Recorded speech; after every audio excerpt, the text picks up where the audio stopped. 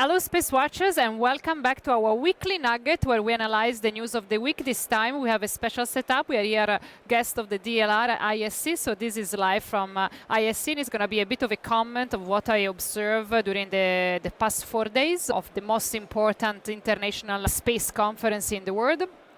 So I want to focus on the point of China. So China has been invited at the IAF, which is correct. China had the first day a very important stage to declare their intention. And I want to analyze together with you what is the meaning of its presence and why it's important. In my opinion, this has been one of the highlights of this ISC because it's very rare to be able to listen to Chinese representatives. Usually during US meetings, this is not possible. So this is for me one of the first moments when we can actually interact, even if indirectly, with them. So the speaker for this meeting was Guoping Li, Chief Engineer at the China National Space Administration, and he gave some very interesting number. When it comes to their missions, new mission to Mars, trying to land in 2028, ILRS 2035 to have the final design of the mission. They also called two international partners. At the stage, they discuss openly the interest in having international European partnership. They explained several of the projects that they have with ESA.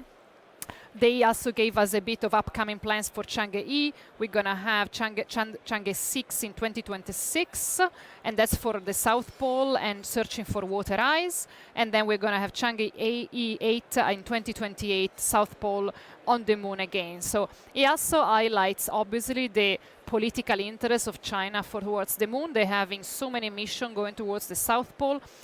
It's interesting also to contextualize it with the fact that Viper instead, the analog mission from the US, has been cancelled, while China seems going straight to the goal. Very important, they declared they want to have a manned mission to the moon by 2030. And I think this is dangerously close overlapping with Artemis 4, which should be Artemis mission that is going to land the first American woman on the moon. So why I think this is interesting? I think it's interesting to understand that China, even if it's not invited to speak in the US, it has obviously a very strong international grip. So more than once during this conference, they have called for international relationship. They have opened the doors of the ILRS, and they clearly say that they want to do this with international partnership. So in fact, they call specifically for that. Another thing that I want to mention is the fact that they were asked about their views for a sustainable economy, for a sustainable exploration of the moon, and they specifically said about information sharing and the need to have a UN framework to build a more strenuous collaboration.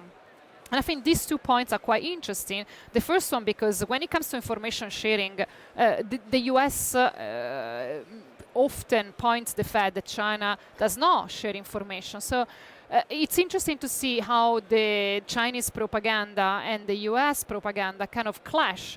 They both look at each other and say, you are not transparent. And speaking about information sharing from China, it was kind of surprising considering that one of the biggest problems that the Western world has with China is actually the lack of information sharing. And then when they call for the UN framework, I want to call back to an accident that happened in 2021. In 2021, Beijing accused the US of not acting responsibly in space because they had to maneuver the spaceship because of a possible collision with Starlink. And they referred to the UN. And I remember at the time, the geopolitical interpretation of this letter was about the fact that China wanted the UN, wanted a supra-international body to organize and coordinate. They don't want the US to be in charge. They want to have an international body to be in charge of the regulation. And I think this is another signal that China has not changed its line, its political line. They're marching, they're going fast. They're looking for partnership. They're definitely partnership with Europe. And I think they're definitely on time for the moon race. So I'm really curious now to see what's going to happen in the next few years, especially by 2030, and understand if China is going to land a human mission on the moon before the US. And with this, I leave you to comments and opinion, and Space Watch out. From Milan, this is it. Thank you very much. Ciao.